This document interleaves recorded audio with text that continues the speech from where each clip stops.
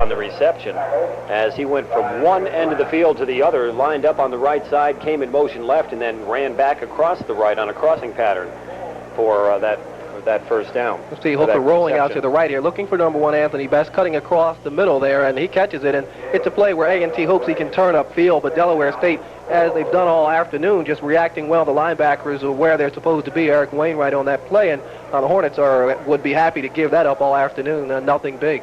Second down and about 7 after a gain of 3. Best again in motion, and that's Polite on the carry. Polite bounces off a couple of people, finally hit by Robert Presbury, and down he goes.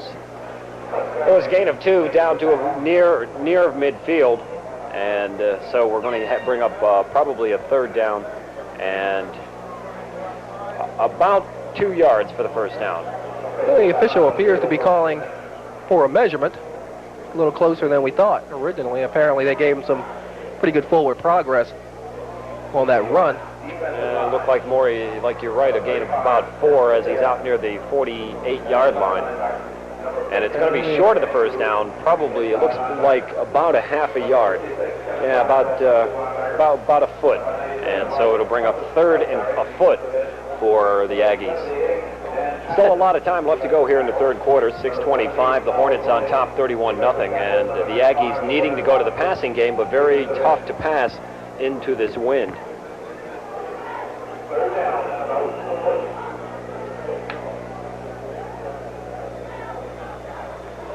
High back formation. The up back is Jackson, and the ball goes to Polite. Polite is stacked up, and I don't think he's going to get it.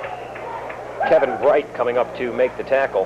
The Hornets gambling on that play and blitzing Eric Wainwright. He sort of caused the crowd to move back a little bit. Jackson tried to bounce off the initial hole and pick it up. It's going to be real close, but... they say he lost some yardage on the play, lost about another half a yard, so that brings up about 4th and a yard now. And I would imagine trailing 31-0, you're not going to kick it away at this standpoint. No, when you're down by 31 points, you're right. Not going to do you a whole lot of good. Correct myself, that wasn't Kevin Bright, but Marvin Bright up on the tackle. Hornets stack it up in tight. Aggies lined up in tight, and coming in motion, that's Best. And Bright, Polite, the carry, he gets up near midfield. That'll be a first down, as it was good surge that time by the front line for the Aggies.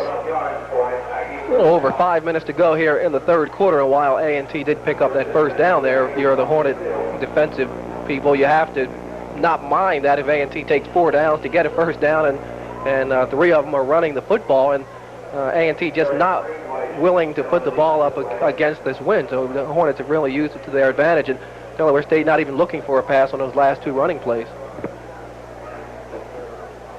First and 10, the ball right at the midfield stripe. Best split wide right. Sowell is wide to the left side. Split backs, going back to pass is Hooker. Hooker with time to throw. Throwing deep down the middle. He has a receiver. That was Jackson, who was wide open, being covered by Marvin Bright, but he had a step or 2 on Bright. But the pass by Hooker just about 2 or 3 yards overthrown.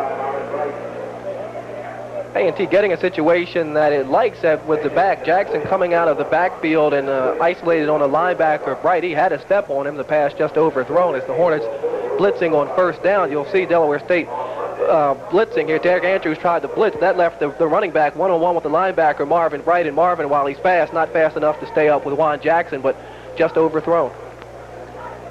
Second and 10 at midfield, I-back formation. Jackson and Polite in the backfield. And going back to pass once again is Hooker. Hooker's arm is hit, then finally brought down by Bright. Bright blitzing in, and so a loss of 5 or 6 yards. Marvin Bright now blitzing on that play. That hawk position, he has the flexibility to be in pass coverage on one play, blitzing almost like a defensive lineman on another play, and Marvin Bright coming in, forcing Hooker to move up into the pocket where Bright got some help. But give Marvin Bright a lot of credit on that sack. Hooker a little upset with his wide receiver. I think he thought maybe his receiver should have come back for him, and he didn't, and had a few words for his receiver, Sowell. A third down situation, 3rd and 15. Single back is Stoney Polite, and going back to pass is Hooker once again. Again, he's getting pressure.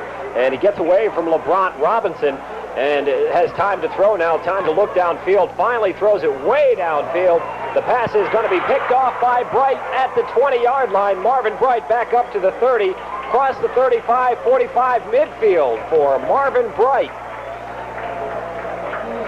Alan Hooker buying himself a lot of time in the backfield, just airing it out, and Delaware State had 2 men on the intended receiver out there, and just an easy interception for Marvin Bright. See Hooker elude the sack here by LeBron Robinson. Robinson had a shot at him, but Hooker, with his ability, getting away, taking a lot of time here and throwing into coverage as the Hornets had 2 men back there, Reggie Johnson and Marvin Bright, and Marvin with an easy interception there and a good run back as the Hornets have some pretty good downfield blocking.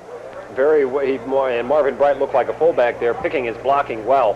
Terrence Hoover straight ahead and down to about the 36-yard line. It's got to be frustrating for A&T. They've had several turnovers already this afternoon, and the Hornets like to strike early after a turnover, and that's sending Terrence Hoover on that quick hitter, and a quick 10-yard pickup for Terrence there. Most teams, when they say that they like to strike early, they throw it. Here they give it to Terrence Hoover and let him run with it. And not a bad option. 1st and 10, split backs, Hoover in the backfield going in motion. That's John Barber.